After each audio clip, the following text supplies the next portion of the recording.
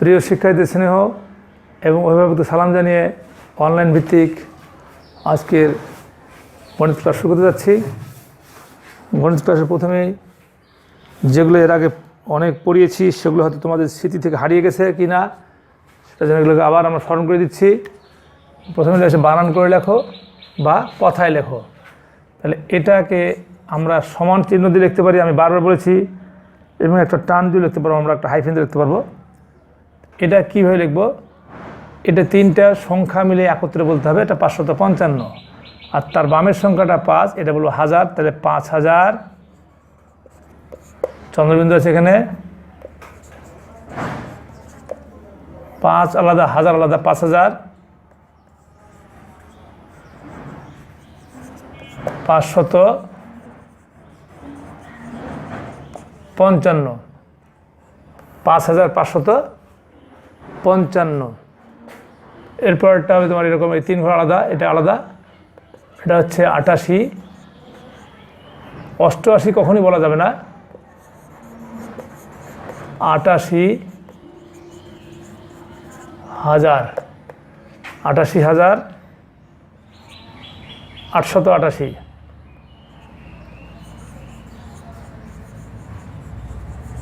888, 88,888। এরপরে রয়েছে এটা আরও বড় সংখ্যা। প্রথমে 3 ঘর বাদ দিতে হবে, তারপর 2 ঘর পর আলাদা করে নিতে হবে। যেটা কমার ব্যবহার আমরা শিখিয়েছি, এরকম যদি কমা ব্যবহার করি তাহলে এরকম করতে পারো, তোমার ইচ্ছা করলে এরকম করতে পারো। আর কমা যদি না ব্যবহার করো তো তোমাকে বুঝতে হবে এমনি যে 3টা একটা, এই 2টা আলাদা, এটা আলাদা। তাহলে এই 3টে আলাদা, এটা আলাদা, এটা আলাদা। তাহলে আমরা বলবো এটাকে 1,72,000, 1,72,073, 1,72,073,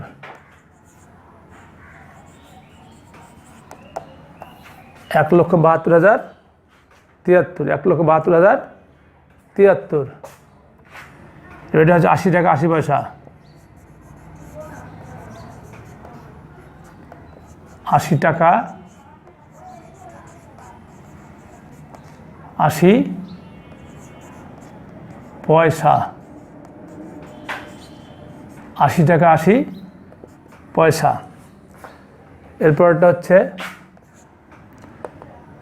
এটাও একই জিনিসই, খালি পার্থক্যটা দেখো, খেয়াল করো। টাকা কথাটা এখানে নাই, টাকাটা এখানে থাকলে একই জিনিস হতো, কিন্তু টাকা নেই। এটা পড়ার নিয়ম হচ্ছে 80.80 80.80 পড়া যাবে না। যেমন এটা 8 আবার 0 দিলে 800, এখন হচ্ছে 8 এবং 0, 80। যদি এরকম থাকে তাহলে 80.88। এটি পড়ার নিয়ম। তো যাহা আছে সেটা লিখে দিই, 80.80।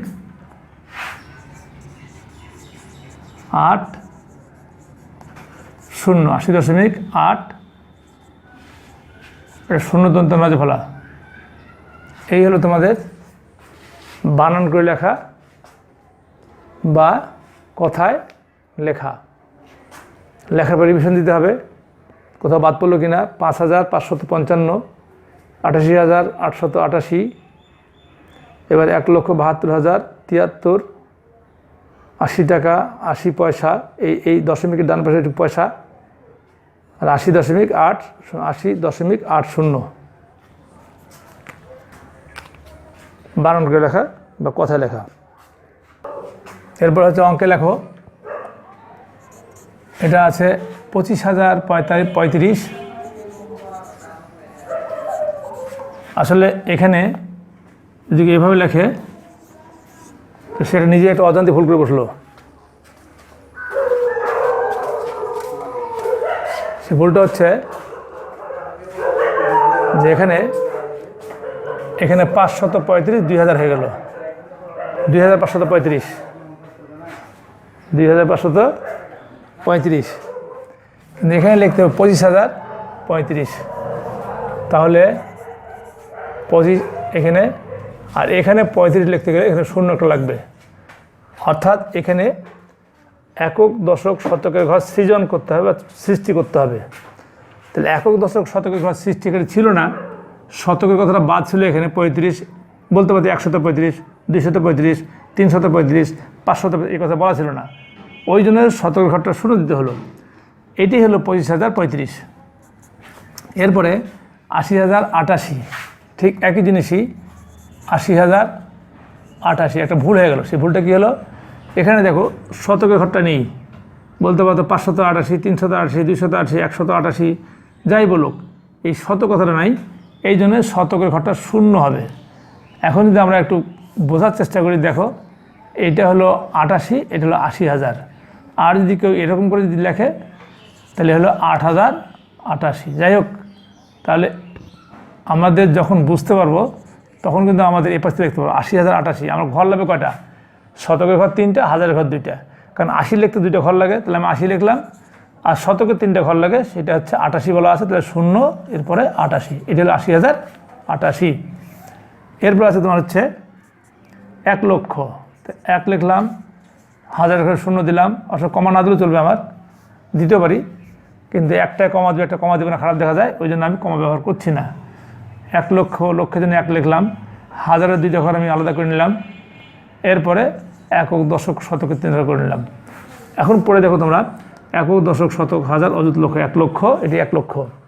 তাহলে কী করলাম আবার খেয়াল করো, 1 লক্ষ লিখতে বলছে, একটা 1 লিখলাম, এটা লক্ষের ঘরে বসে দিলাম, মনে করো হাজারের 2টা ঘর, তো 2টা ঘরে আমি 0 বসে দিলাম, আর একক দশক শতকের 3টা ঘরে 3টা 0 বসে দিলাম, এটি হলো 1 লক্ষ।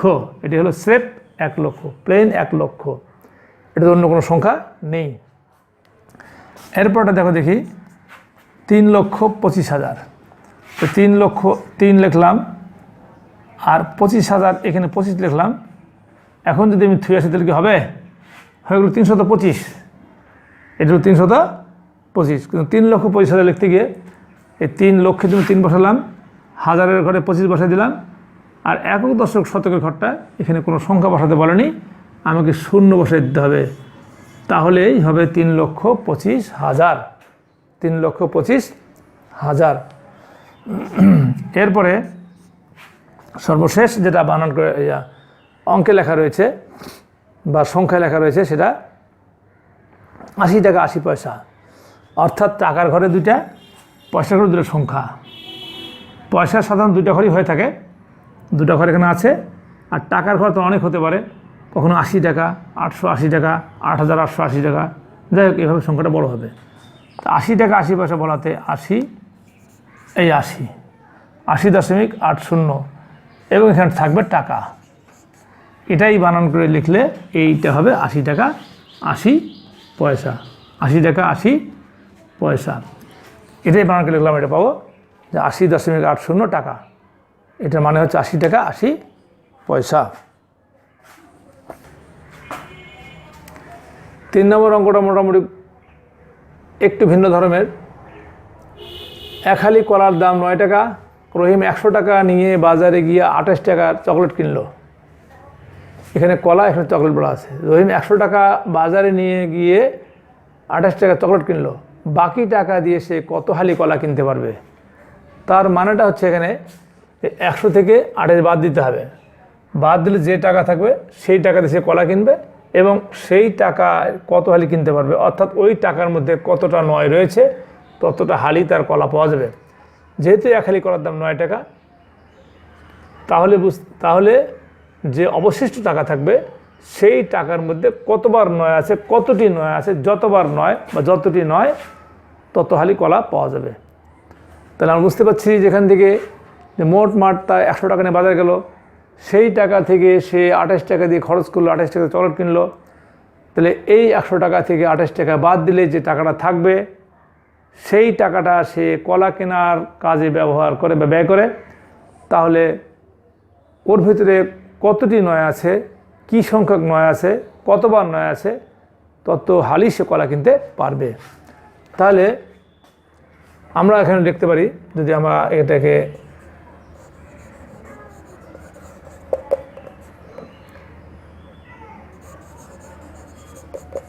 রহিম একদম বাম পাশ থেকে দেখি আমরা,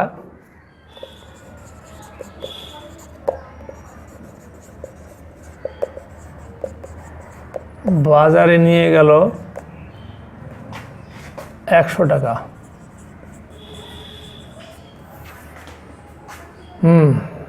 তারপর 28 টাকা চকলেট কিনলো। এখন চকলেট কিনলো 28 টাকা দিয়ে, 28 টাকার চকলেটের দাম।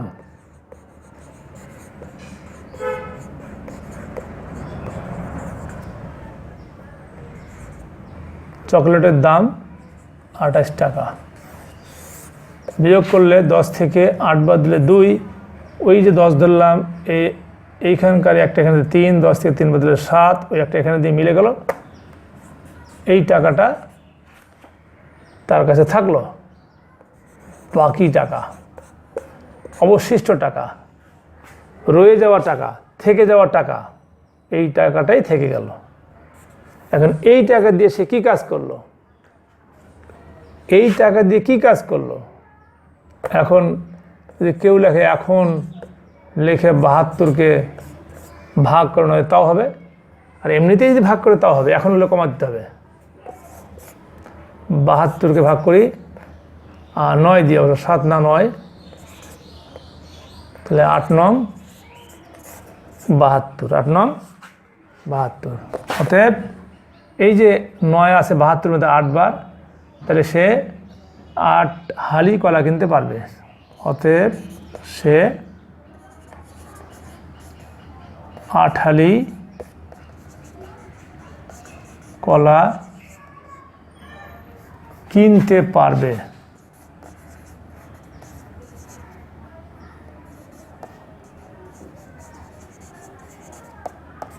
8 হালি কলা কিনতে পারবে।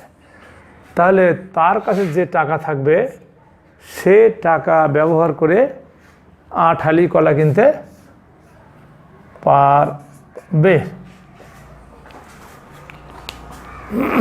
আশা করি তুমি বুঝতে পেরেছ।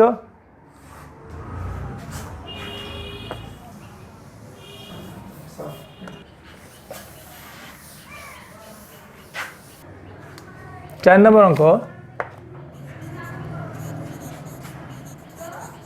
বলছে পিতা, মাতা ও পুত্রের বয়স একত্রে 93 বছর। পুত্রের বয়স 15 বছর, মাতার বয়স পুত্রের বয়সের চেয়ে 18 বছর বেশি। মাতা ও পিতার মধ্যে কার বয়স কত? তাহলে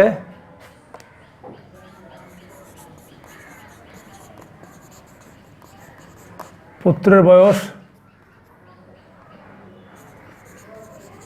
15 বছর,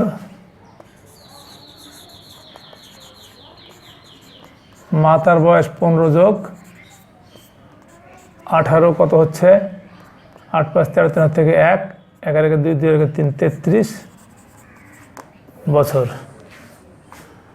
এই হলো পুত্রের বয়স, হলো মাতার বয়স। তাহলে মাতা ও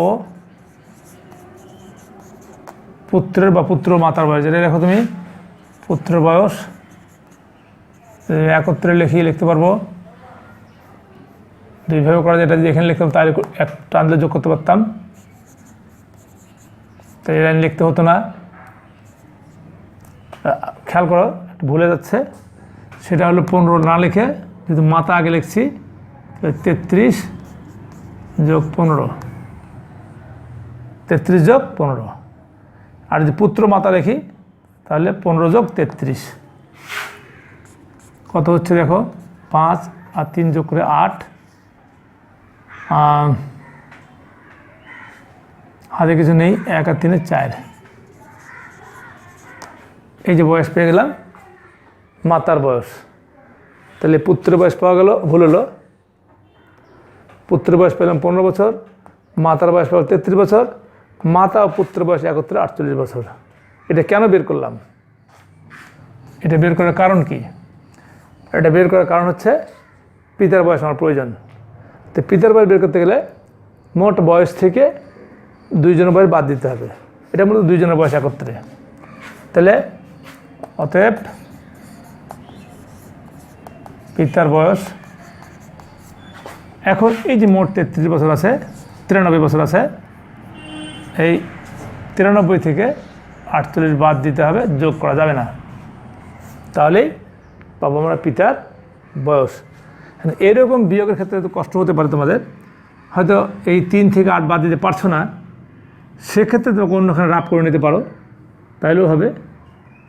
অথবা যদি করতে পারো ভালো কথা, যেমন 13 ধরবো, 13 থেকে 8 বাদ দেবো, আমি বলবো 9, 10, 11, 12, 13, 13 ধরবো, 8 বাদ দিতে গেলে বলবো 9, 8 বলবো, 9 বলবো, 9, 10, 11, 12, 13, এরকম 5 পাওয়া গেল। হাতে হিসাব করো, 9, 10, 11, 12, 13, 5, 5 ডান পাশে যাবে। এরপরে যে একটা এখানে, সে একটা এখানে যাবে, 5 হয়ে যাবে। 9 থেকে 5 বাদ দিলে 6, 7, 8, 9, আমি 6 থেকে বলবো, তো 6, 7, 8, 9, 4 থেকে 45 বছর। উল্টা হয়ে গেছে, অসুবিধা নেই, এরকম চলে। পিতার বয়স বেশি, মাতার বয়স কম। তাহলে এই অতএব ভুল হলো, আমি একটু ভুল করে ফেলছি, এইটা আসলে মাতার বয়স না, এটা হলো দুইজনের বয়স। হ্যাঁ, তাহলে অতএব বলা আছে মাতা ও পিতার মধ্যে কার বয়স কত, তাহলে মাতার বয়স, ভুল করে 48 লিখে দিও না, 33 বছর, আর পিতার বয়স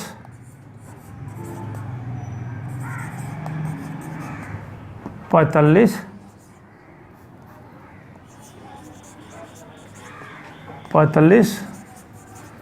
বছর।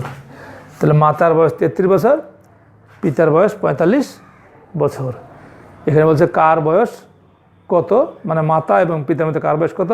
আবার বলছি, পুত্র বয়স, পিতা মাতা পুত্রের বয়স একত্রে 93 বছর, পুত্র বয়স 15 বছর, মাতার বয়স পুত্র বয়সের চেয়ে 18 বছর বেশি। মাতা ও পিতার মধ্যে কার বয়স কত, তাহলে পুত্র বয়স 15 বছর দেওয়া আছে।